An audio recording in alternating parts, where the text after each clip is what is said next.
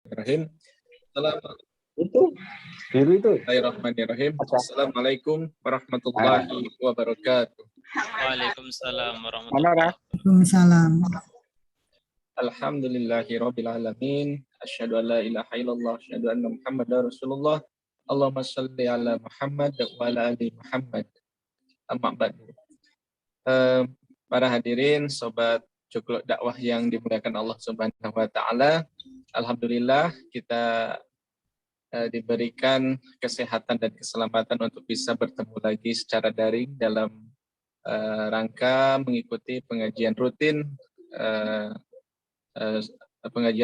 hadis arba'in di Joglo Dakwah Al-Masyukuri. Salawat serta salam semoga senantiasa tercurah pada junjungan kita semua Nabi besar Muhammad sallallahu alaihi wasallam. Baik Bapak Ibu yang dimuliakan Allah Subhanahu wa taala, alhamdulillah Ustadz Ari yang akan memberikan tausiah mengenai arba'in. Ini sudah pertemuan ke-8 ya. Sudah hadis yang ke-8 ya, Ustadz Ari ya? Ya, betul. Ya, oke, baik Bapak Ibu semuanya, kita buka acara pengajian ini dengan ucapan basmalah bersama-sama. Bismillahirrahmanirrahim. Selanjutnya silakan nanti Ustadz Ari memaparkan tausiahnya mengenai hadis arba'in yang ke-8 dan kemudian nanti ada kita diskusi mengenai hadis arba'in tersebut di akhir tausiah. Pada Ustadz Ari kami persilakan untuk memberikan tausiah. Silakan. Ya. Terima kasih Mas Maman. Assalamualaikum warahmatullahi wabarakatuh. Innal hamdalillah nahmaduhu wa nasta'inuhu wa nastaghfiruh wa na'udzu billahi min syururi anfusina wa min sayyiati a'malina. May yahdihillahu fala mudhillalah wa may yudlilhu fala hadiyalah. Asyhadu an la ilaha illallah wahdahu la syarikalah wa asyhadu anna Muhammadan abduhu wa rasuluhu la nabiyya ba'dah. Rabbi syrah li sadri wa yassir li amri wahlul 'uqdatam min lisani yafqahu qawli. Amma ba'd. Bapak Ibu jamaah kajian rutin Kamis malam Joglo Dakwahmu Al-Masyukuri yang berbahagia. Alhamdulillah kita selalu bersyukur atas nikmat yang tanpa henti Allah berikan kepada kita semua. Kata Allah, wa in ta'uddu ni'matallahi la tuhsuha. Apabila engkau, kata Allah, hendak menghitung nikmat-nikmatku, maka niscaya engkau tidak dapat menghitungnya. Dari nikmat nafas saja kita tidak bisa menghitung. Berapa kalau dirupiahkan sejak kita bayi sampai dengan sekarang. Belum lagi nikmat-nikmat yang lain yang tentunya itu tidak bisa diperhitungkan. Oleh karenanya maka tidak ada yang lebih tepat kecuali rasa syukur, mengakui sepenuh hati, mengikrarkan dengan lisan, dan menyempurnakan dengan menggunakan nikmat itu untuk amalan kebajikan. Itu sebagai asyukurul a'la, syukur yang tertinggi, yaitu asyukru bil arkan, mensyukuri dengan perbuatan. Kemudian tidak lupa salawat dan salam semoga senantiasa tercurahkan pada Nabiullah Muhammad SAW. Semoga kita termasuk umatnya yang istiqomah untuk menjalankan sunnah-sunnahnya hingga akhir hayat kelak. Jamaah sekalian yang berbahagia, Muhammad Abduh, seorang ulama pembaharu abad pertengahan, mengatakan di dalam kitabnya, limadza ta'akhkharul muslimuna wa taqaddama ghairuhum. Kenapa orang-orang muslim itu cenderung terbelakang dan orang-orang non-muslim itu justru cenderung maju? Setelah melakukan pengkajian terhadap kegelisahan yang dirasakan oleh Muhammad Abduh, maka ia menyimpulkan penyebabnya karena orang-orang Islam itu sudah mulai meninggalkan Al-Quran dan As-Sunnah. Padahal Al-Quran dan As-Sunnah itu adalah jalan untuk menggapai as-sa'adah fid dunya wal akhirah. Al-Quran dan As-Sunnah itu merupakan jalan untuk menggapai kebahagiaan baik di dunia maupun di akhirat. Itulah kenapa Rasulullah mewariskan Al-Quran dan As-Sunnah ini sebagai hal yang terbesar untuk umat Islam. Taraktu fikum amroini. Kata Rasulullah, aku telah meninggalkan untuk kalian dua hal. In tamassaktum bihima, apabila kalian itu berpegang teguh kepada keduanya, lan tadillu abada, maka niscaya engkau tidak akan pernah tersesat. Apa itu yang diwariskan oleh Rasulullah kepada kita, yaitu Al-Quran dan As-Sunnah.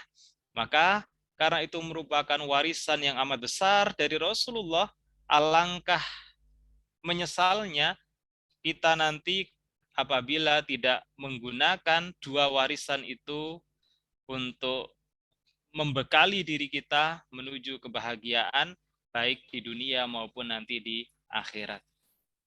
Alhamdulillah, Joglo Dakwah Mu'al Mashkuri sudah memfasilitasi untuk menghidupkan Al-Quran dan As-Sunnah. Malam Jumat atau malam hari ini kita mengkaji Al-Hadith. Kemudian besok Jumat malam mengkaji Al-Quran.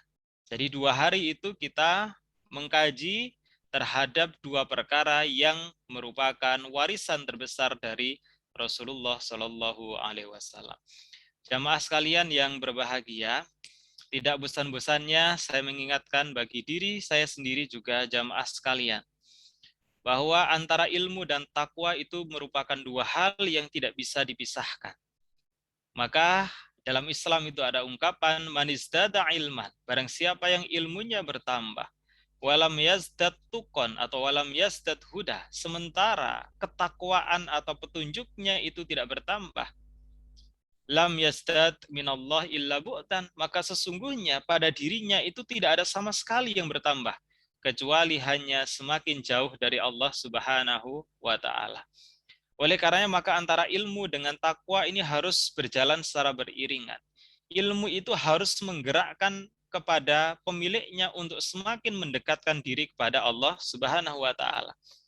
Kalau orang berilmu semakin jauh dari Allah, berarti sungguhnya itu bukan hakikat ilmu yang dia dapatkan.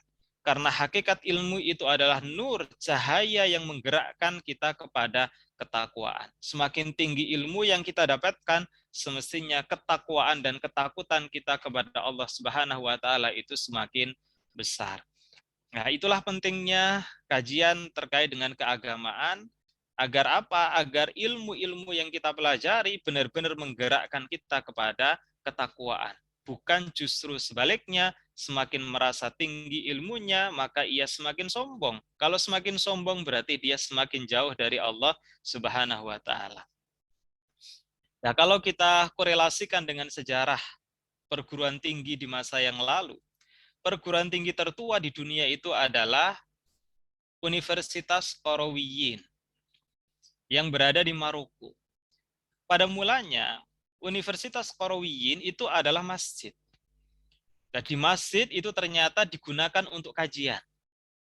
Semakin banyak orang yang tertarik untuk ikut kajian. Maka kemudian di masjid itu ada beberapa kelompok kajian. Ada halaqah hadis yang mengkaji masalah hadis. Ada halaqah tafsir yang mengkaji ilmu tafsir. Ada halaqah lughah yang mempelajari bahasa. Ada halaqah fikih yang mempelajari fikih dan seterusnya.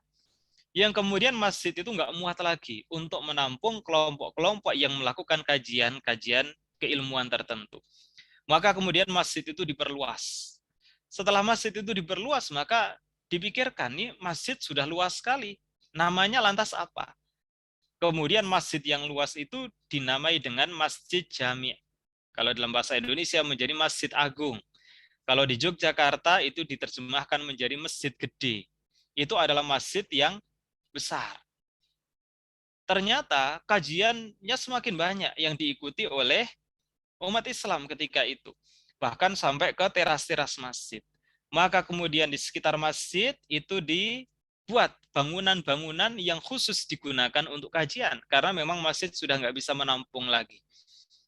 Nah dari situlah maka kemudian bangunan yang ada di sekitar masjid itu disebut sebagai kulliyah.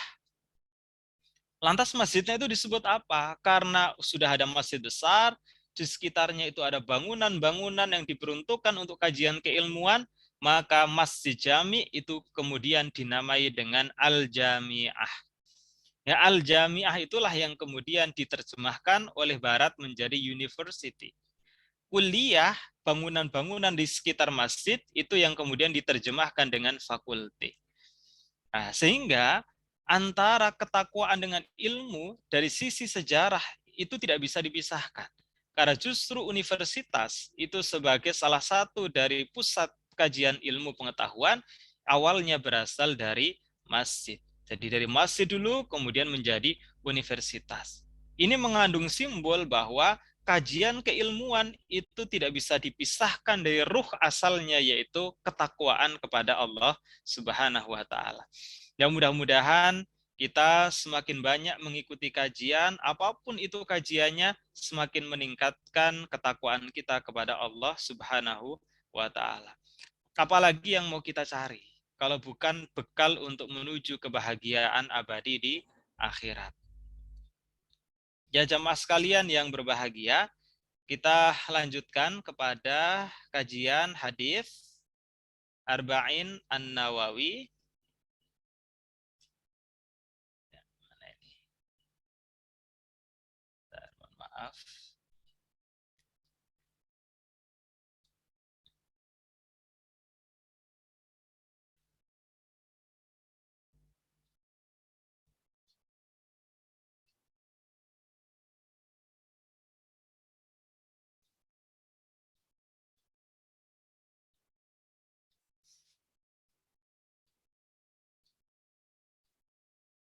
Ya, kita akan melanjutkan kepada hadis yang berikutnya,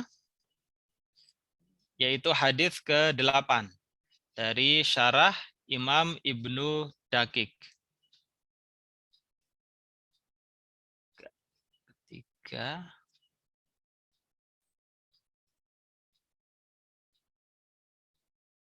Ya, biar sekalian belajar bahasa Arab. Ya, kita masuk ke hadis yang ke-8. Al-haditsus samin. Nah, kalau samaniyatun itu artinya 8. Kalau ke-8 itu as-samin. Jadi al-haditsus samin itu artinya adalah hadis yang ke-8. Apa bunyinya? An Ibnu Umar radhiyallahu taala anhuma, dari Ibnu Umar radhiyallahu taala anhuma, anna Rasulullah sallallahu alaihi wasallam qala, sesungguhnya Rasulullah sallallahu alaihi wasallam berkata, umirtu an uqatilan nas, aku diperintahkan untuk memerangi manusia, hatta yashhadu alla ilaha illallah, sampai mereka bersaksi bahwa tiada Tuhan selain Allah, wa anna Muhammadar Rasulullah, dan sesungguhnya Muhammad adalah Rasul Allah. Wa yuqimus shalah, dan mereka mendirikan salat. Wa yu'tuz zakah, mereka membayar zakat.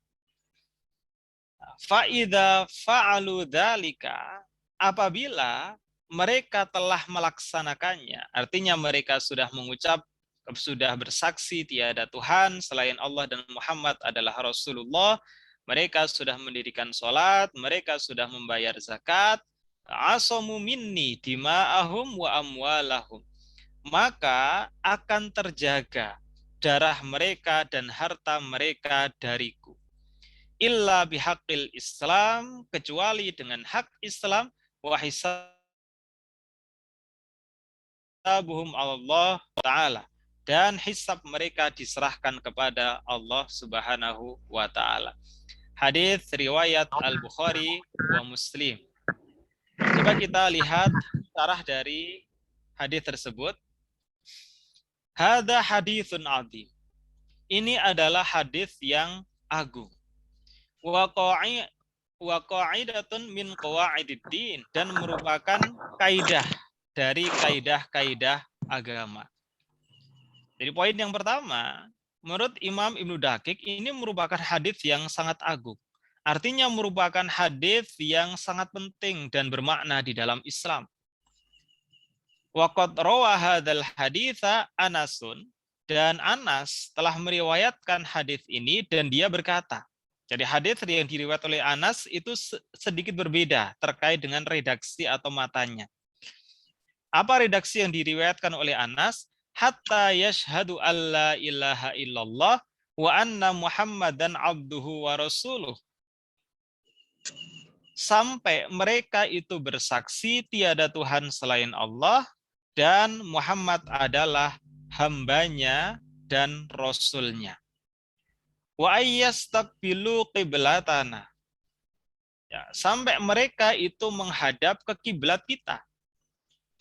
Kiblat kita adalah Ka'bah.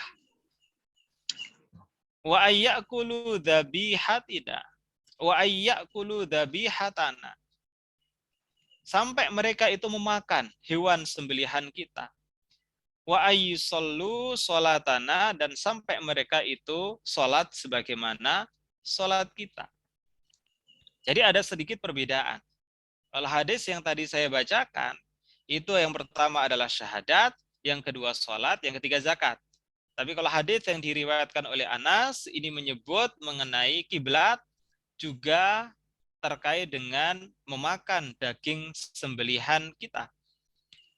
Ya, fa'idha fa'alu dzalika, apabila mereka telah melakukannya, artinya telah bersahadat, kemudian telah menghadap ke kiblat kita, yaitu Ka'bah, kemudian mereka telah memakan daging sembelihan kita, dan mereka telah menjalankan atau mendirikan sholat. Maka, hurrimat alaina dima'uhum wa amwaluhum, maka diharamkan atas kita dima atau darah mereka, wa amwaluhum, dan harta mereka, illa bihaqqiha, kecuali dengan haknya. Lahum ma lil muslimin wa alaihim ma alal muslimin. Nah, artinya mereka akan mendapatkan hak-hak sebagaimana yang didapatkan oleh orang-orang muslim, dan mereka mereka dibebani kewajiban untuk menjalankan kewajiban-kewajiban orang Islam. Jadi intinya apa?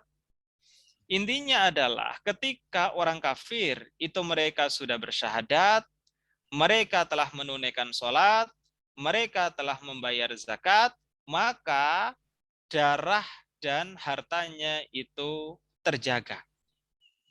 Dan mereka akan mendapatkan hak sebagaimana hak seorang muslim, dan mereka juga akan dibebani kewajiban sebagaimana kewajiban orang muslim.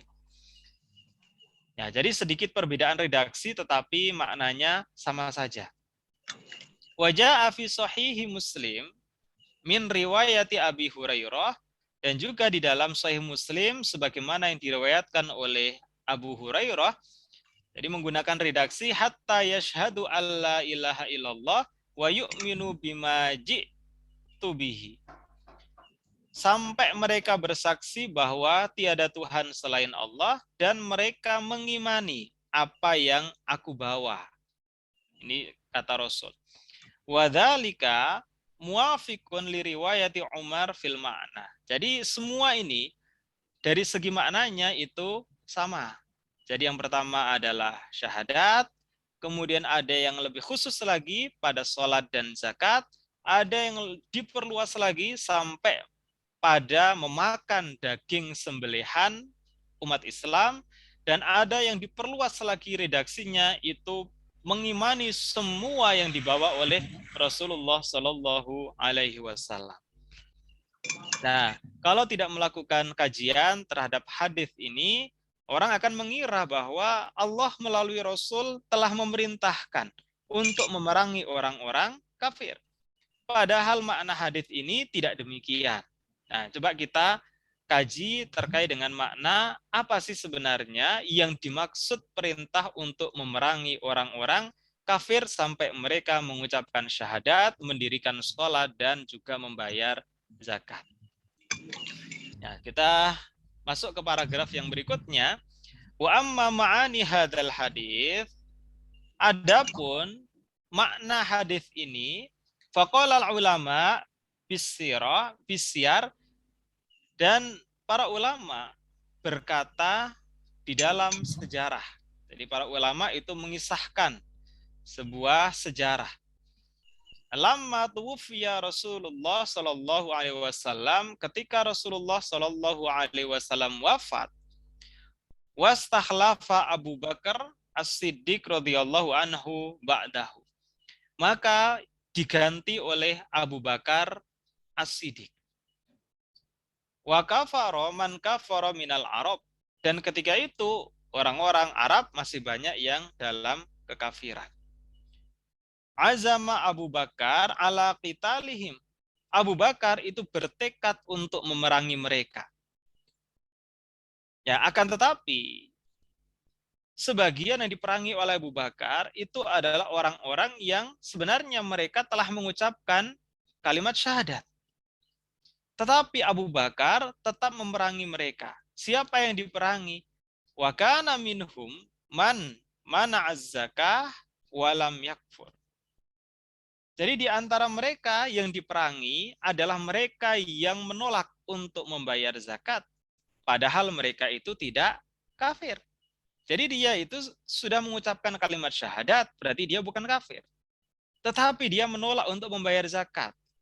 Itulah yang menyebabkan Abu Bakar As-Siddiq ini wa ta'awwala fi dzalika berijtihad untuk memerangi mereka. Faqala lahu Umar radhiyallahu anhu, kemudian Umar protes. Kaifa tuqatilun nas wa qad qalu la ilaha illallah. Bagaimana engkau memerangi mereka? Wa qad qalu la ilaha illallah, sementara mereka itu telah mengucapkan kalimat la ilaha illallah. Wa qad qala Rasulullah sallallahu alaihi wasallam, Umar melanjutkan, dan Rasulullah sallallahu alaihi wasallam bersabda, umirtu an uqatilan nas hatta yaqulu la ilaha illallah. Di dalam hadis tadi yang dikutip juga oleh Umar, Nabi bersabda, aku diperintah oleh Allah untuk memerangi manusia sampai mereka mengatakan la ilaha illallah. Artinya, kalau sudah mengucapkan la ilaha illallah, tidak lagi boleh diperangi. Faqala Siddiq, kemudian Abu Bakar menjawab, inna zakata, sesungguhnya zakat itu adalah hakul mal, hak harta. Waqala, kemudian Abu Bakar bersabda, wallahi, demi Allah, lau mana'uni inaqon, wa fi riwayah iqalan. Demi Allah, andai mereka menolak menyerahkan kepadaku anak kambing betina, atau dalam riwayat yang lain itu tali unta, kanu yu'addunahu ila Rasulillah sallallahu alaihi wasallam laqataltuhum ala man'ihi fatabahu Umar ala qitalil qaum. Ya, demi Allah, kata Abu Bakar, andai mereka menolak memberikan kepadaku zakat itu, padahal mereka sebelumnya memberikan itu kepada Rasulullah Shallallahu Alaihi Wasallam. Jadi mereka itu menganggap bahwa zakat itu hanya diserahkan kepada Rasulullah. Sementara ketika Rasulullah itu sudah wafat, zakat itu tidak perlu lagi diberikan. Jadi anggapan mereka zakat itu ya diberikan kepada Rasulullah, bukan merupakan bagian dari kewajiban sebagai umat Islam. Laqataltuhum ala manihi, maka Abu Bakar mengatakan, ya aku akan memerangi mereka yang menolak untuk membayar zakat. Nah, dengan alasan itu maka Umar kemudian ikut Abu Bakar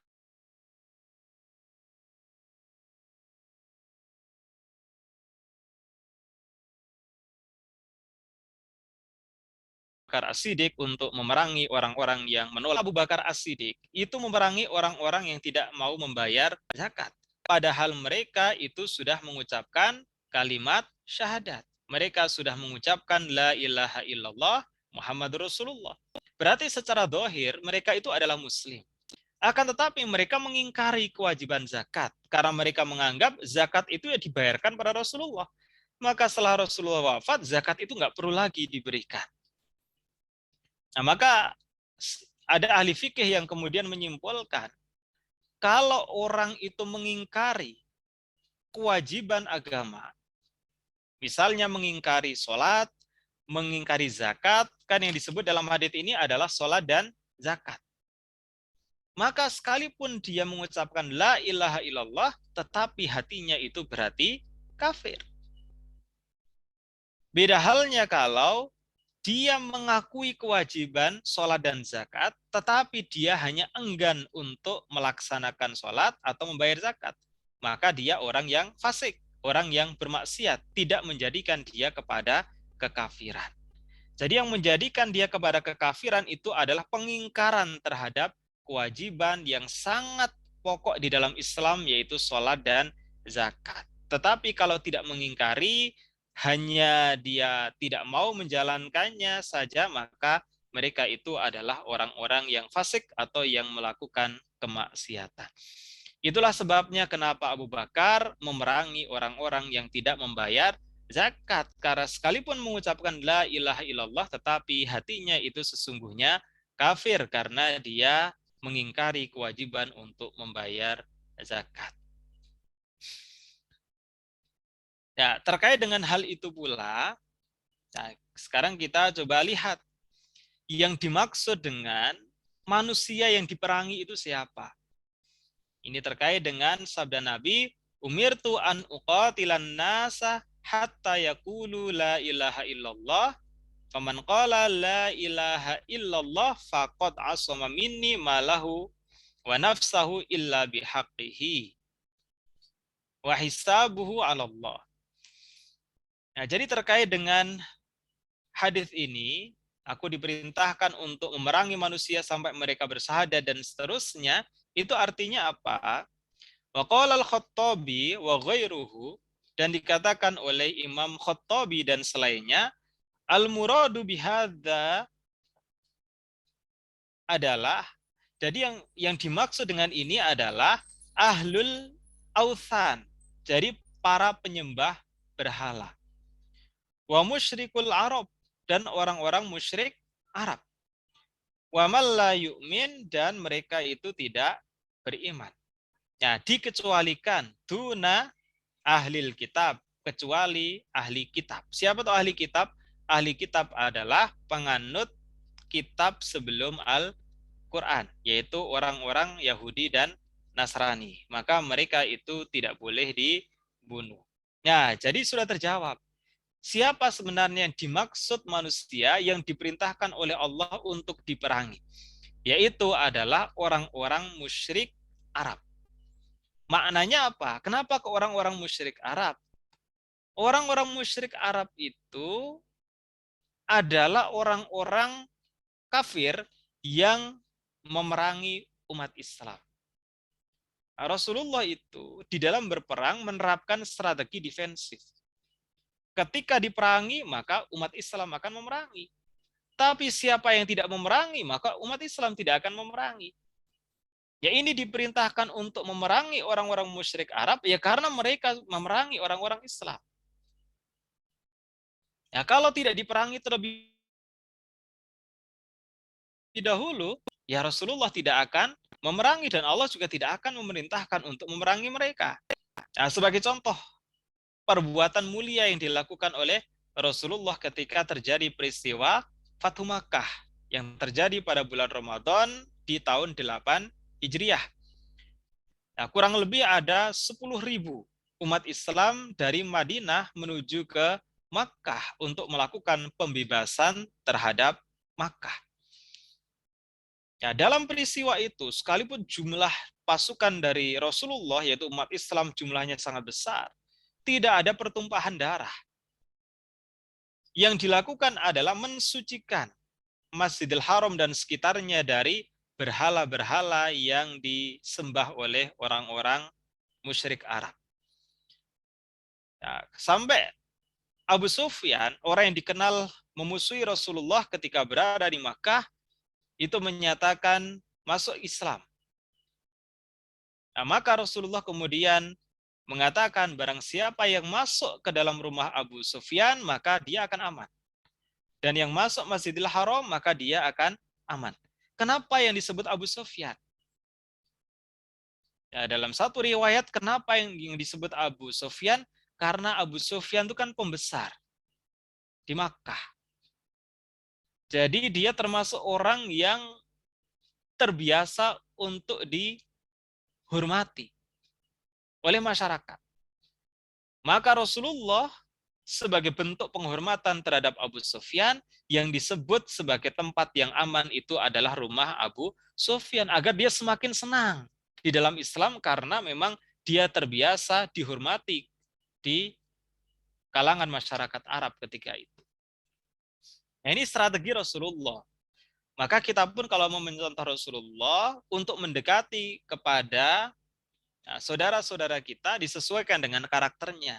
Rasulullah mendekati Abu Sufyan yang dia biasa dihormati karena merupakan orang terkemuka, ya Allah memberikan penghormatan kepada Abu Sufyan. Nah, ketika kita sedang mendekati saudara kita, kok dia termasuk orang yang memang senang untuk disanjung, ya kita sanjung. Tetapi cara menyanjungnya itu tidak lantas menjadikan orang itu sombong, seperti yang dicontohkan oleh Rasulullah. Jadi menyanjung Abu Sufyan-nya itu elegan, tidak menjadikan Abu Sufyan terjerumus kepada kesombongan. Rasulullah hanya mengatakan, kalau mau aman, masuklah ke dalam rumah Abu Sufyan. Udah. Itu suatu penghormatan yang sangat besar dan tidak menjadikan seseorang menyombongkan diri. Jadi tidak kemudian, wah cerdas sekali, pintar sekali, dan seterusnya, yang itu terkadang membuat lalai seseorang dan menjerumuskan kepada kesombongan. Jadi pelajarannya dari sini juga, nah kita ketika mendekati seseorang itu disesuaikan dengan karakternya, tidak memaksakan agar orang lain itu mengikuti ritme yang memang kita inginkan, tapi bagaimana kita menyesuaikan dengan mereka. Karena ada yang tidak suka diajak ngobrol terus-menerus, ya jangan diajak ngobrol terus-menerus. Ada yang suka diajak ngobrol terus, ya diajak ngobrol terus. Jadi menyesuaikan sepanjang itu tidak melanggar ketentuan syariat Islam, yang penting itu membahagiakan saudara kita. Nah, kemudian Rasulullah SAW masuk ke dalam Makkah. Rasulullah meskipun membawa 10.000 pasukan dari Madinah ke Makkah, tetapi tidak lantas menyombongkan diri. Artinya apa? Tidak membusungkan dada. Tetapi Rasulullah masuk ke Makkah itu dengan penuh tawadhu. Bahkan dalam sebuah riwayat dikatakan Rasulullah itu menunduk sampai dagunya itu menyentuh dada. Artinya apa? Rasulullah masuk itu bukan dengan jumawa, akan tetapi dengan penuh rendah hati. Nah, padahal sudah di atas kertas ketika itu. Nah, ini luar biasa memang akhlak Rasulullah yang perlu kita teladani. Ya, terkadang kalau sudah menjadi pejabat besar, ketika jalan itu dengan membusungkan dada, penuh dengan kesombongan. Padahal ketika itu Rasulullah kurang apa? Pengikutnya sudah sangat banyak, bahkan masuk ke Makkah dengan puluhan ribu pasukan, tetapi tidak juga jumawa, tapi penuh dengan tawadhu. Rasulullah kemudian mengatakan, wa qul ja'al haqqu wa zahaqal batil, innal batila kana zahuqa. Menyebut dari Quran surat Al-Isra ayat 81. Katakanlah telah datang kebenaran dan kebatilan telah lenyap. Dan lenyaplah kebatilan. Innal batila kana zahuqa, dan sungguhnya kebatilan itu pasti akan lenyap. Jadi qul ja'al haqqu wa zahaqal batil innal batila kana zahuqa. Katakanlah bahwa kebenaran telah datang sementara kebatilan telah lenyap. Dan sungguhnya kebatilan itu pasti akan lenyap. Nah, kemudian setelah itu Bilal diperintahkan untuk mengumandangkan azan. Nah, tetapi kemudian apa yang dilakukan oleh Rasulullah ketika para penduduk Makkah sudah berkumpul di dekat Ka'bah? Rasulullah bertanya kepada mereka, menurut kalian apa yang hendak aku lakukan? Maka mereka menjawab, kami punya firasat yang baik, karena engkau adalah seorang yang sangat mulia dan engkau adalah keturunan dari orang yang baik. Nah, karena mereka tahu bagaimana akhlak Rasul. Nah, mereka itu kafir. Ketika dikumpulkan itu mereka kafir. Mereka tidak menyatakan masuk ke dalam ajaran Islam. Mereka tidak bersyahadat. Kalau yang dimaksud dari hadis ini adalah memerangi orang yang tidak bersyahadat, maka niscaya dalam peristiwa Fathu Makkah itu Rasulullah pasti akan memerangi dan membunuh mereka. Karena mereka tidak mau bersyahadat. Tapi yang dilakukan oleh Rasulullah adalah mereka dibebaskan dan tidak ada pertumpahan darah sama sekali. Berarti memerangi orang kafir itu bukanlah yang dimaksud di dalam hadits ini. Tetapi yang dimaksud sesuai dengan dikatakan oleh Imam Khattabi, yaitu yang diperangi adalah para musyrik Arab yang ketika itu memang memerangi umat Islam. Ya, begitu mulianya Rasulullah, dan Rasulullah di hadapan penduduk Makkah yang belum masuk Islam itu mengatakan, mengutip Quran surat Yusuf ayat 92, qala la tathriba alaikum yaghfirullahu lakum wa huwa arhamur rahimin. Nah, tidak ada cercaan atas kalian dan semoga Allah mengampuni kalian. Wa huwa arhamur rahimin, dan Allah itu maha penyayang dari siapapun yang penyayang. Jadi yang dikatakan Rasulullah justru ungkapan kasih sayang. Yang dikutip adalah ayat Al-Quran bahwa tidak ada cercaan untuk kalian. Tidak ada hinaan untuk kalian. Dan justru Rasulullah mendoakan semoga Allah Subhanahu wa taala mengampuni kalian.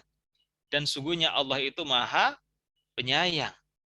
Maha penyayang dari orang-orang yang penyayang. Jadi tiada makhluk yang penyayangnya itu melebihi bagaimana penyayangnya Allah Subhanahu wa taala.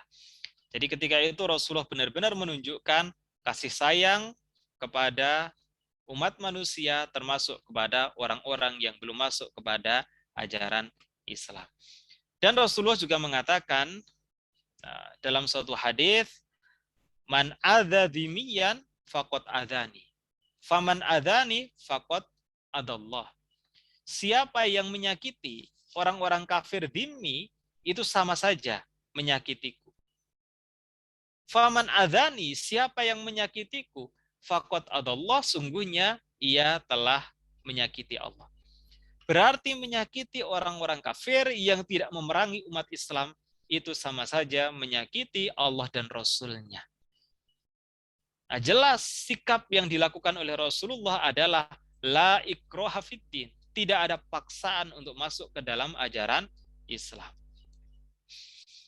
Ya, kemudian jamaah sekalian yang berbahagia, yang pertama tadi yang disebut adalah mereka sampai bersyahadat. Yang kedua itu sholat. Kenapa yang disebut itu sholat? Karena sholat itu adalah tiang agama. As-sholatu aimaduddin. Jadi kunci kuatnya agama seseorang itu ada pada sholatnya. Faman aqamaha faqad aqamad-din. Siapa yang mendirikannya maka sungguhnya ia mendirikan agama. Faman hadama faqad hadamad-din. Barang siapa yang meruntuhkan atau menghancurkan sholat itu, maka sungguhnya ia menghancurkan agama. Maka siapa yang menyepelekan sholat itu sebenarnya dia sedang menyepelekan kehidupannya. Siapa yang tidak tertib dalam sholatnya, maka sungguhnya ia sedang menghancurkan kehidupannya. Kenapa? Karena tiangnya itu adalah sholat. Maka sholat ini menjadi hal yang sangat urgen di dalam Islam. Dan sholat ini menjadi perangai orang untuk tidak melakukan perbuatan yang keji dan mungkar. Inna sholata tanha anil fahsyai wal mungkar. Kata Al-Quran, sungguhnya sholat itu menghindarkan dari perbuatan keji dan mungkar. Ya, oleh karenanya maka yang disebut setelah syahadat itu adalah sholat. Ya karena memang kunci kehidupan umat Islam itu ada pada sholat. Kemudian yang disebut berikutnya adalah zakat. Jadi yang disebut dalam hadis di atas ini ya, yang tadi saya bacakan, hatta yashhadu alla ilaha illallah wa anna muhammadar rasulullah. Sampai orang-orang musyrik Arab itu dia bersyahadat. Wa yuqimus shalah, yang kedua mendirikan salat. Wa yu'tuz zakah, dan dia membayar zakat. Sudah 3. Nah, kenapa kok zakat? Karena zakat itu adalah sangat penting. Kalau salat itu adalah ibadah individual. Interaksi secara langsung antara hamba dengan Allah. Momentum mendekatkan diri seorang hamba dengan Allah. Nah, sehingga dengan sholat itu seorang hamba akan selalu merasa diawasi oleh Allah. Setelah sholat duhur kan berhadapan dengan Allah, ngecas. Oh iya, Allah itu maha melihat, maha mendengar. Allah itu lebih dekat dari urat nadi kita. Kemudian setelah kita mulai lalai lagi, adzan asar, ngecas lagi, ingat Allah lagi. Setelah agak lalai lagi, adzan maghrib, ngecas lagi. Dan seterusnya. Nah, itulah kontrol diri. Maka kalau sholatnya nggak tertib, sholatnya bolong-bolong, sudah rusaklah kehidupan dia sebagai seorang muslim. Nah, kalau zakat, jadi kalau sholat itu adalah ibadah yang bersifat individual seorang hamba dengan Allah. Maka di situ letak kepasrahan yang totalitas bagi seorang muslim atas Tuhannya. Sementara kalau zakat, itu terkait dengan ibadah yang bersifat sosial. Wa fi amwalihim haqqul lisa'ili wal mahrum. Dalam setiap harta kita itu ada hak orang-orang miskin. Baik orang miskin itu yang minta-minta ataupun yang nggak minta-minta. Itulah kenapa sebabnya Abu Bakar sampai memerangi orang yang memang tak mau bayar zakat. Karena sangat pentingnya zakat bagi tumbuhnya kehidupan ekonomi masyarakat. Di dunia ini pasti ada si kaya, ada si miskin. Dan pada harta si kaya itu ada hak orang-orang miskin yang harus ditunaikan. Nah, sehingga zakat ini adalah suatu amalan yang sangat penting. Maka sebenarnya kalau orang Indonesia ini tertib dalam membayar zakat, maka insya Allah sepanjang itu ditasarufkan sesuai dengan syariat Islam, itu akan membantu perekonomian negara. Nah, tapi sekarang kan kita memang ada zakat, ada juga pajak. Sekalipun memang sudah ada integrasi antara zakat dengan pajak, tetapi itu pun juga belum signifikan. Ya, harusnya kalau di negara Islam, orang Islam itu bayar zakat. Kalau orang non-Muslim yang dia berada di bawah perlindungan negara Islam, dia harus membayar jizyah atau semacam pajak. Ya, tapi repotnya kalau memang di negara bukan Islam, secara agama seorang Muslim itu wajib mengeluarkan zakat, secara perundang-undangan seorang Muslim juga wajib untuk mengeluarkan pajak, sehingga memang jumlahnya itu bisa besar. Nah, ini terkait dengan zakat. Dan ini sangat penting. Karena memang manusia itu siapa yang tidak tertarik dengan harta yang melimpah? Pasti semuanya tertarik. Dan kecenderungannya semakin banyak hartanya, itu justru semakin pelit. Makanya kalau ketakwaan kepada Allahnya itu kurang, harta yang semakin banyak itu akan semakin dia simpan rapat, tidak ditasarufkan kepada orang-orang yang membutuhkan dan kewajiban dia untuk menunaikan zakat. Jadi sholat adalah ibadah vertikal, zakat itu adalah ibadah horizontal. Itulah sempurnanya seorang muslim. Jadi dia punya kesalehan individu, juga punya kesalehan sosial. Maka yang disebut setelah syahadat adalah sholat dan zakat. Karena seorang muslim itu tidak cukup soleh secara individual, tetapi juga soleh secara sosial. Tidak cukup menjalankan sholat saja dengan tertib, akan tetapi juga menunaikan kewajiban untuk membayar zakat. Yaitu terkait dengan makna kenapa yang disebut di situ adalah syahadat, kemudian sholat, dan zakat. Ya, kita lanjutkan.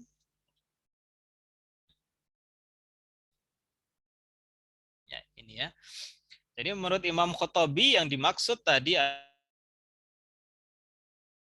adalah orang-orang musyrik Arab, penyembah berhala yang tidak beriman kecuali ahli kitab. Nah, kita lanjutkan. Wa man yukirru bit tauhid fala yaktafi bi ismatihi bi qauli la ilaha illallah. Jadi ternyata orang yang berikrar atas tauhid, artinya dia mengucapkan la ilaha illallah, la yaktafi. Itu nggak cukup. Kenapa kok nggak cukup? Karena yaquluha fi kufri. Kalau dia mengucapkan syahadat itu sementara hatinya itu kafir. Dia hanya mengucapkan syahadat sebagai formalitas saja, tetapi hatinya itu kafir. Itulah yang disebut dengan orang zindik. Jadi lisannya itu dia muslim, tetapi hatinya kafir. Lisannya itu asyhadu alla ilaha illallah, tapi hatinya itu mengingkari kewajiban sholat dan zakat, dan seterusnya. Wa kadzalika jaa fil hadits al-akhir, kemudian sesuai dengan hadis yang akhir tadi, anni Rasulullah wa yuqimus shalah wa yu'tuz zakah. Ini terkait dengan tadi ya, setelah syahadat, kemudian menunaikan sholat dan membayar zakat. Faqala Syekh Muhyiddin An-Nawawi, dikatakan oleh Syekh Muhyiddin An-Nawawi, wala budda ma'a hadza minal iman bi jami'i ma ja'a bi Rasulullah sallallahu alaihi wasallam. Dan keimanan ini harus untuk semua yang dibawa oleh Rasulullah sallallahu alaihi wasallam. Jadi nggak pilih-pilih. Maunya cuma zakat aja, maunya cuma sholat saja, zakat berat ya, enggak usah lah. Nah, enggak. Tetapi yang dinamakan iman itu adalah terhadap semua yang dibawa oleh Rasulullah Shallallahu Alaihi Wasallam. Nah, sebagaimana diuraikan oleh Abu Hurairah di sini ya, hatta yashhadu alla ilaha illallah wa yu'minu bi wa bima ji'tu bihi. Sampai mereka bersaksi tiada Tuhan selain Allah dan beriman atau mempercayai aku wa bima ji'tu bihi dan semua apa yang aku bawa. Nah, kemudian yang berikutnya, apa makna hisabuhum 'alallah atau perhitungan mereka diserahkan kepada Allah. Jadi di sini kan tadi disebutkan ya. Ya, Rasulullah diperintahkan oleh Allah untuk memerangi manusia sampai mereka bersyahadat, kemudian sholat, zakat. Apabila mereka melakukan, maka akan terjaga darah dan harta mereka kecuali bihaqil Islam dengan hak Islam. Nah, di sini di hadis yang kalimat yang terakhir. Wa hisabuhum 'alallah ta'ala. Dan hisabnya itu diserahkan kepada Allah Subhanahu wa taala. Nah, maksudnya apa? Hisabnya diserahkan kepada Allah Subhanahu wa taala. Ai fima yasturunahu wa yukhfunahu duna ma yakhluna bihi fid dhahir minal ahkamil wajibah. Artinya adalah mereka menutupi dan menyembunyikan. Artinya apa? Jadi dia secara lisan bersyahadat. Tetapi mereka menyembunyikan kekafirannya. Mereka menutupi kekafirannya. Sehingga mereka itu tidak melanggar hukum wajib atau hukum syariah secara dohir. Jadi dia tidak nampak tidak membayar zakat. Dia tidak nampak meninggalkan sholat. Ya, nggak nampak kan, nggak kelihatan kan, orang mungkin nggak lihat. Ya, tetapi sesungguhnya itu dia menyembunyikannya. Ya, maka terkait dengan hal ini, jadi secara dohir dia itu bersyahadat, tetapi kekafirannya itu dia sembunyikan. Ya, maka secara dohir kan dia muslim. Kenapa? Karena dia bersyahadat. Tetapi ternyata kekafiran dia itu dia sembunyikan, sehingga yang nampak itu adalah syahadat. Ya, terkait dengan hal ini, dzakara dzalika Khattabi, Imam Khattabi mengatakan, "Fa fihi anna man adharul Islam wa asarrul kufra yuqbalu islamu fid dhahir." Jadi sungguhnya siapa yang menampakkan Islamnya dan menyembunyikan kekafirannya, Islamnya itu diterima secara dohir. Jadi secara dohir kita tetap menerima dia sebagai seorang muslim. Nah, ini bersesuaian dengan kaidah fikih, nahnu nahkum bid-dhawahir wallahu yatawallas sarair. Kita tuh menghukumi kepada hal yang nampak saja. Dan untuk yang tidak tampak itu yang menghukumi adalah Allah. Maka nggak bisa kita menuduh, dia itu baik hanya pura-pura saja. Itu niatnya sudah nggak baik. Nah, dari mana kita tahu dia punya niat yang nggak baik? wah dia itu hanya pura-pura rendah hati saja. Padahal dalam hatinya itu sombongnya luar biasa. Dari mana kita bisa menilai orang itu hatinya sombong? Nah, maka di dalam Islam yang dinilai oleh manusia itu adalah sesuatu yang nampak oleh indera. Yang nggak nampak, nggak usah kita nilai. Siapa yang menilai? Yang menilai adalah Allah. Mau orang itu sholatnya dia riak atau tidak, sholatnya itu tulus karena Allah atau tidak, berbuat baik itu karena Allah atau tidak, bukan urusan manusia. Maka jangan menghabiskan energi untuk menilai hati orang. Karena itu bukan menjadi coupling kita, itu menjadi coupling Allah Subhanahu wa taala. Maka dalam hal yang sangat pokok saja di sini dikatakan orang yang Islamnya itu dohir, dia mengucapkan la ilaha illallah Muhammad Rasulullah, tapi dia menyembunyikan kekafirannya, kita tetap harus menghukumi dia sebagai seorang muslim. Ya, wahada qaulu aktsaru ahli ilmi, dan ini adalah perkataan kebanyakan dari orang-orang ahli ilmu. Wa dhahaba Malik, dan berkata Imam Malik, ila anna taubataz zindiq la yuqbal. Tetapi orang-orang kayak gitu itu, orang zindik kan itu, dohirnya Islam, hatinya kafir, maka tobatnya itu tidak akan diterima. Ini dikatakan oleh Imam Malik. Wahiyya riwayatun anil Imam Ahmad wa fi qaulihi, dan dikatakan oleh Imam Ahmad terkait dengan hal ini ya, umirtu an uqatilan nas, dan seterusnya. Kata Rasul tadi kan diperintahkan untuk memerangi manusia sampai bersyahadat dan seterusnya. Nah, ini adalah dilalatun dhahiratun limat habil muhaqqiqina wal jamahiri minas salaf wal khalaf annal insan, ya ini annal insan idza i'taqada dinal islam i'tiqadan jaziman la taradduda fihi kafahu dzalika wala yajibu alaihi ta'allumu adillatil mukallimina wa ma'rifatillahi bihi. Jadi intinya apa? Intinya adalah para peneliti hadis dan kebanyakan ulama, baik ulama pendahulu maupun ulama yang baru, apabila seseorang itu sudah meyakini benar-benar terhadap Islam, la ilaha illallah Muhammad Rasulullah, jaziman dengan sangat kuat, la tarot duda, tidak ada keraguan fihi di dalamnya, kafahu, maka itu sudah cukup. Dan tidak wajib bagi dia untuk mengetahui dalilnya, baik dalil logika maupun dalil terkait dengan pengetahuan Allah.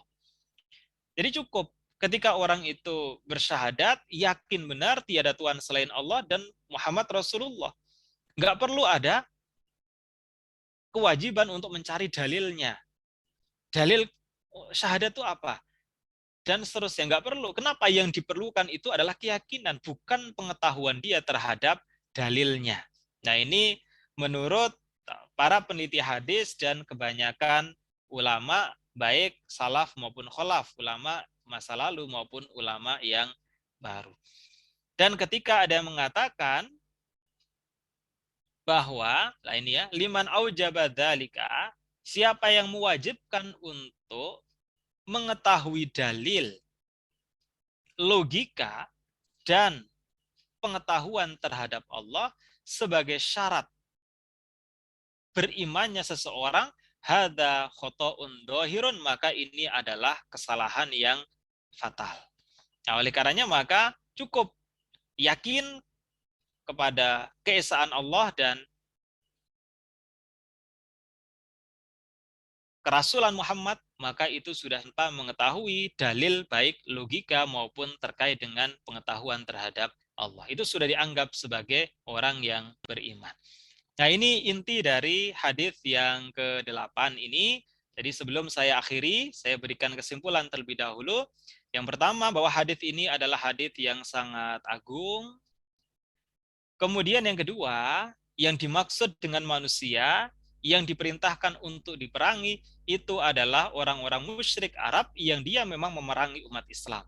Sementara terhadap orang-orang kafir yang tidak memerangi Islam itu tetap darah dan hartanya itu haram. Haram maksudnya tidak boleh disakiti. Sebagaimana sabda Rasul, man adza dimiyan faqad adani, faman adani faqad adallah. Siapa yang menyakiti orang kafir dimi, maka sungguhnya ia menyakitiku, dan barang siapa menyakitiku, maka itu menyakiti Allah. Berarti menyakiti orang kafir dimi itu sama saja dengan menyakiti ya, Allah dan Rasul-Nya. Kemudian dari peristiwa Fathu Makkah kita bisa memahami bagaimana Rasulullah itu memperlakukan orang-orang kafir. Tidak ada cercaan, tidak ada celaan, bahkan Rasulullah mendoakan agar mereka itu diampuni. Dan sesungguhnya Allah itu Maha Penyayang. Itu menunjukkan bagaimana akhlak Rasulullah terhadap orang-orang kafir. Jadi jelas yang dimaksud kafir yang diperangi ini adalah orang-orang kafir yang memang memerangi orang-orang Islam. Kemudian yang ketiga, ini setelah syahadat yang disebut adalah sholat dan zakat. Ini dua hal yang penting. Karena apa? Sholat itu merupakan ibadah yang sifatnya vertikal, sementara zakat itu ibadah yang bersifat horizontal. Nah, sekalipun di dalam dua-duanya itu ada, tetapi lebih dominan. Kalau sholat itu pada ibadah vertikal, kalau zakat itu pada ibadah horizontal. Sehingga seorang muslim itu tidak cukup soleh secara individu, tetapi juga soleh secara sosial. Kemudian yang keempat, yang ditekankan oleh Ibnu Daqiq dalam hadis ini adalah mengenai kekafiran. Jadi ketika ada seseorang yang sudah mengucapkan kalimat syahadat, tetapi di dalam hatinya itu ada kekafiran yang dia sembunyikan, maka kita tetap menghukumi mereka sebagai seorang muslim, karena kita menghukumi berdasarkan apa yang nampak.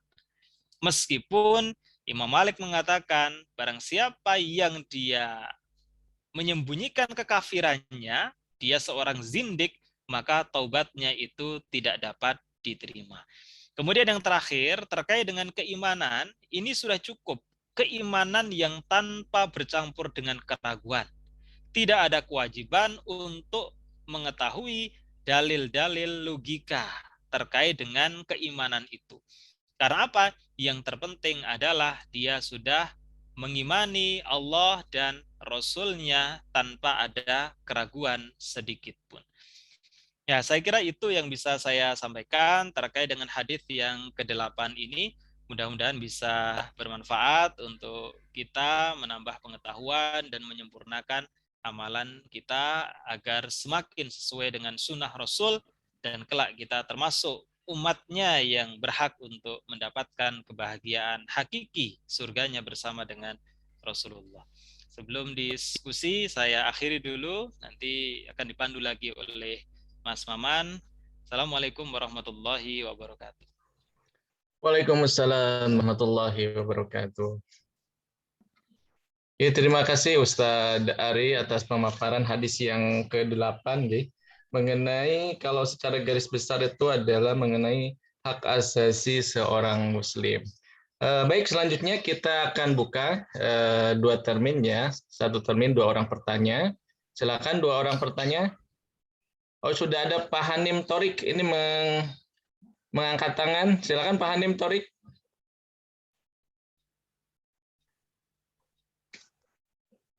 Halo, Assalamualaikum Pak Hanim. Ya, mungkin dari yang lain silakan, jika ada yang belum paham dan ingin menanyakan, bisa langsung mengangkat raise hand ya, mengangkat tangan, silakan. Tidak ada. Kalau tidak ada, mungkin dari saya dulu Ustadz yang akan bertanya. Ya, silakan Sambil mengisi waktu teman-teman menyiapkan pertanyaannya. Begini Ustadz, tadi kan Ustadz mengatakan bahwa darah seorang non-muslim atau kafir itu sebenarnya halal gitu loh, selama dia tidak memerangi Islam gitu ya. Nah, dari beberapa sejarah pada masa lalu, seperti pada saat Andalusia ya, yang seperti kita ketahui di Spanyol, ketika Muslim berkuasa di sana, suasana itu aman, sentosa. Kemudian dari sana kan dilahirkan banyak cendekiawan Muslim. Nah, kemudian setelah kekaisaran direbut oleh Kristen mungkin ya bisa dibilang begitu. Akhirnya kita malah istilahnya disakiti, dianiaya sampai kalau kamu tidak keluar dari Islam maka langsung dibunuh gitu kan. Nah, menghadapi seperti itu bagaimana untuk kaum kaum kafir itu kan mereka selama populasinya masih sedikit mereka aman, tetapi ketika populasinya dia banyak, akhirnya justru kita seperti tidak aman gitu, seperti yang Muslim di Palestina oleh kaum Yahudi. Itu bagaimana Tad? Silakan Tad. Ya itulah pentingnya dakwah Islamiyah agar umat Islam semakin kuat sehingga umat Islam siap jika sewaktu-waktu memang ada musuh yang tidak suka dengan umat Islam, yang kemudian ketika mereka ada di atas itu menggunakan kesempatan untuk melakukan kezaliman terhadap umat Islam. Jadi memang persatuan itu adalah harga mati, dan kita bisa belajar dari sejarah masa lalu.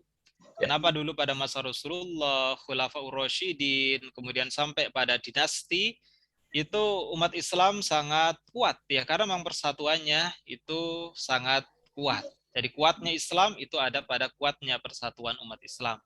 Tapi kemudian kenapa kok sekarang sudah tidak ada lagi kekhalifahan Islam? Ya karena dulu itu terpecah belah umat Islam. Apa yang membuat terpecah belah? Salah satunya adalah kekuasaan.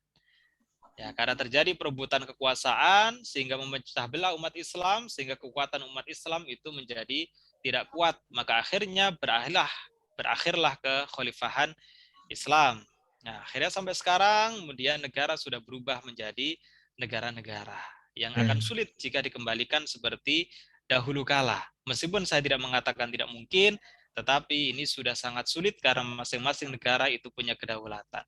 Ketika membentuk kepemimpinan tunggal seluruh umat Islam di dunia, maka itu juga sulit pelaksanaannya. Kenapa? Karena setiap negara itu punya kedaulatan, sehingga orang Islam yang ada di sana juga tunduk kepada hukum negara di mana dia itu berada. Beda dengan dulu, memang belum ada negara-negara, sehingga kepemimpinan tunggal untuk seluruh umat Islam di seluruh dunia itu memungkinkan.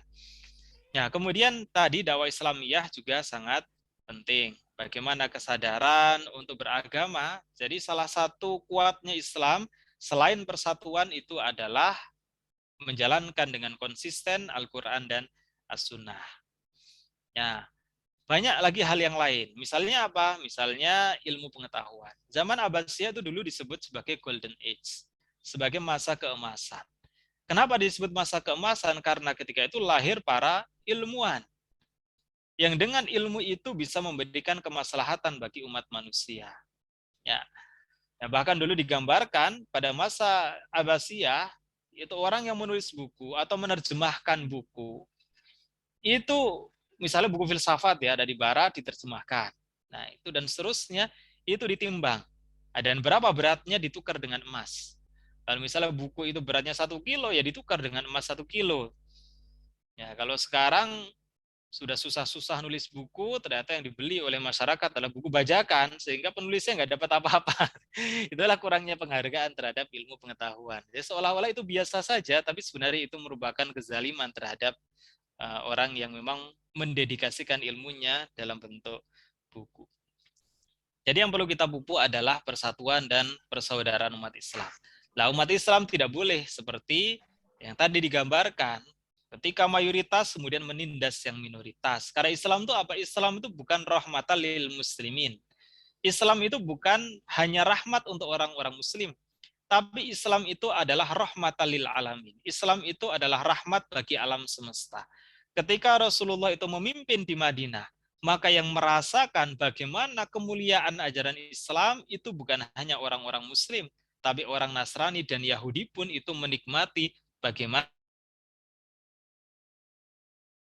Rasulullah itu memimpin dengan syariat Islam. Jadi Islam itu adalah rahmatan lil alamin. Jadi kenapa kok mereka keberatan tapi dengan syariat Islam? Ya barangkali karena ada gengsi soal agama, karena masalah agama itu adalah masalah yang sensitif. Sehingga sudah menolak dulu sebelum tahu bagaimana kemuliaan syariat Islam. Ya, ada lagi yang lain, jadi jelas ya. Dalam hadis dan ayat juga jelas kok. Misalnya apa? Ud'u ila sabili rabbika. Jadi untuk dakwah Islamiyah Itu dengan cara apa? Bil hikmah. Yang pertama adalah dengan hikmah. Hikmah itu apa? Dengan perilaku. Banyak orang-orang musyrik Arab itu masuk Islam karena melihat bagaimana kemuliaan perilaku Rasulullah. Maka dengan berperilaku itu sudah merupakan dakwah bil hikmah. Jadi jangan menunjukkan perilaku kafir. Jadi misalnya agamanya Islam, dia Muslim, identitas, tapi perilakunya kafir. Nah, bukan, tetapi konsisten. Jadi agama Islam, perilakunya juga Islam. Kemudian yang kedua, mau itu hasanah. Dengan nasihat yang baik. Ceramah, demo tapi demo ya dengan cara yang baik. Itu bagian dari dakwah. Dan yang ketiga, kalau terpaksa itu mentoknya bil mujadalah. Wajadilhum billati hiya ahsan. Berdebat, tetapi debatnya itu dengan cara yang ahsan. Sudah, hanya 3 itu. Hikmah, mauidhah hasanah, kemudian dengan berdebat. Baik, Tad. Ini ada pertanyaan melalui pesan masuk. Saya bacakannya dari siapa ini? Farida Hidayah, Ibu Farida Hidayah. Ya. Assalamualaikum warahmatullahi wabarakatuh. Pak Ustadz mohon tanya, tadi dikatakan bahwa yang menilai hati termasuk orang munafik adalah Allah. Sementara ada hadis yang mengatakan bahwa orang munafik bila meninggal tidak boleh disolati. Mohon pencerahan Ustadz. Terima kasih. Bagaimana itu Ustadz? Oke, yang pertama, kalau Rasulullah jelas tahu orang yang munafik itu siapa. Karena apa? Karena Rasulullah itu terbimbing oleh wahyu. Maka Rasul bisa menilai orang ini munafik atau tidak. Sehingga kalau munafik itu tidak disalatkan. Kemudian yang kedua, kalau kita sebagai orang biasa yang tidak terbimbing oleh wahyu, maka sepanjang itu tidak ada dilalahnya, tidak ada dalilnya, tidak ada buktinya, maka kita tidak bisa menilai orang itu munafik atau tidak. Tapi kalau ada buktinya secara dohir, dia menunjukkan kemunafikan itu, barulah kita bisa menghukumi dia sebagai seorang yang munafik. Tapi kalau tiada buktinya, bagaimana kita bisa menghukumi dia sebagai seorang munafik? Dari mana kita menyimpulkan dia sebagai seorang yang munafik? Tidak bisa, dan itu di luar kemampuan manusia. Maka kaidahnya itu nahnu nahkum bidzahir. Kita tuh menghukumi apa yang nampak. Kalau dia menampakkan kemunafikan, ya kita hukumi dia sebagai seorang yang munafik. Karena apa? Ada indikasinya, ada buktinya. Tapi kalau tidak, hanya prasangka-prasangka saja, maka itu tidak boleh. Harus disingkirkan. Buktinya dia itu syahadat. Munafiknya nggak ada buktinya. Nilai dia sebagai seorang yang tidak munafik. Karena apa? Yang ada buktinya dia seorang muslim. Munafiknya tidak ada buktinya. Oleh karenanya maka ya untuk menilai itu harus didasarkan kepada bukti-bukti tertentu yang tentunya disandarkan kepada nas baik Al-Quran maupun As-Sunnah. Tapi kalau tidak ada, kita hukumi dia sebagai seorang muslim dan tetap kita sholatkan. Nah, beda dengan Rasulullah. Rasul pasti tahu, ini orang munafik ini. Tahu, karena apa? Terbimbing oleh wahyu. Ya, ada lagi? Tapi kalau munafik itu cari buktinya susah. Makanya ya sholatkan udah. Betul, Ustaz. Ini masalah hati soalnya ya, Ustaz ya. Iya, buktinya syahadat, ya sudah sholatkan. Udah. Kalau misalkan gini, Ustaz, dia sudah syahadat, tapi secara tampak nyata itu dia misalkan melakukan perbuatan-perbuatan yang tidak baik gitu ya. Semisal dia berjudi gitu kan ya. Kemudian dia pekerjaan yang lain seperti berbohong, kelihatan kan itu ya. Sampai korupsi dan lain sebagainya itu sampai kan sekarang di TV itu kan aib-aib itu kayak seperti muncul gitu. Itu gimana Ustaz? Ya betul. Belum tentu itu adalah orang yang munafik. Karena apa? Ya karena kemunafikan itu ada pada hati seseorang. Jadi yang tadi dikatakan orang zindik itu adalah orang yang dohirnya itu muslim, tetapi dia menyembunyikan kekafiran. Maka Ibnu Daqiq mengatakan hukumi dia sebagai seorang muslim.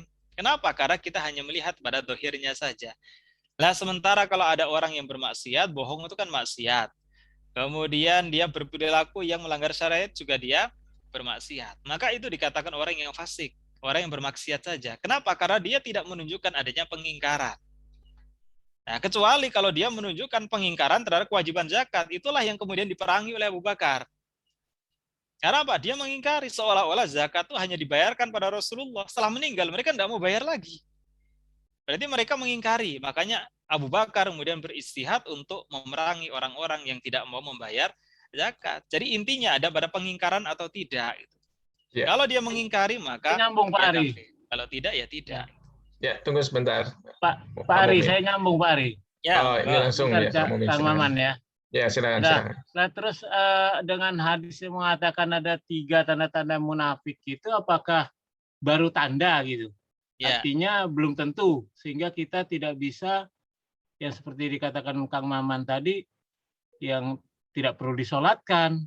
Apakah yang hadis itu baru tanda gitu kan, tanda-tanda. Belum tentu munafik betul apa gimana, sehingga setiap orang yang sudah bersahadat ya disolatkan kan gitu. Ketika meninggal. Artinya 4 kewajiban kita terhadap si mayat itu harus dilaksanakan, begitukah? Ya. Kalau menurut saya sih begitu.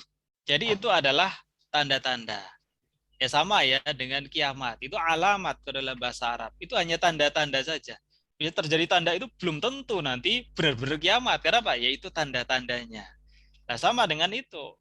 Ayatul munafik salatun. Jadi ada 3 tanda orang munafik.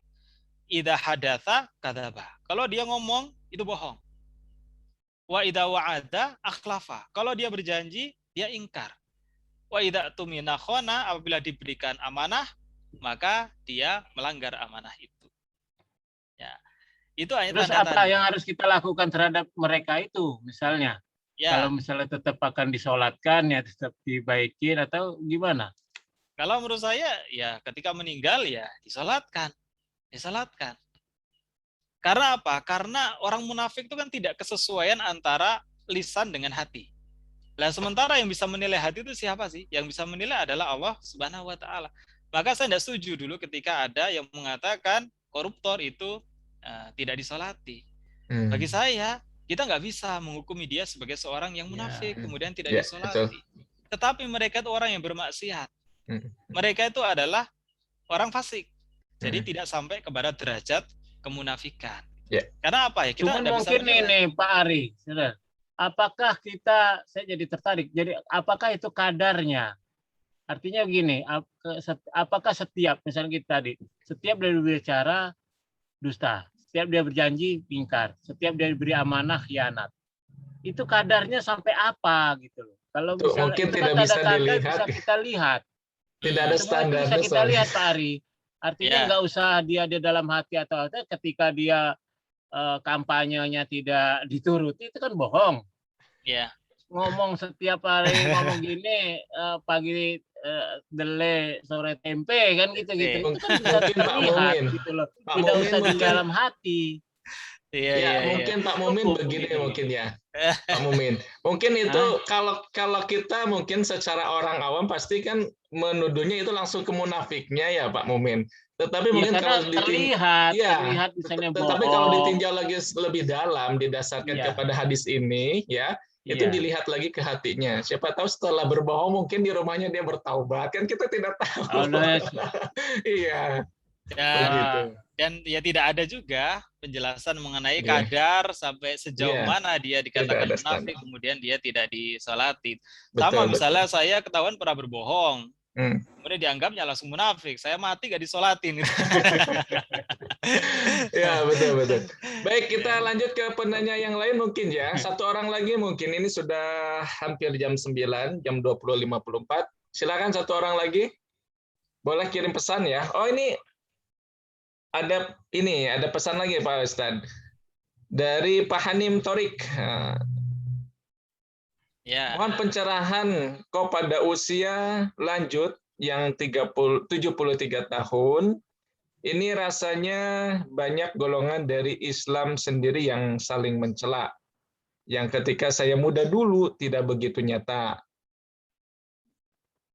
Begitu Ustadz mungkin pertanyaannya. Jadi Pak Hanim ini merasa ketika sudah lanjut usianya itu terlihat nampak banyak dari umat golongan Islam itu saling mencela. Itu kenapa Ustadz?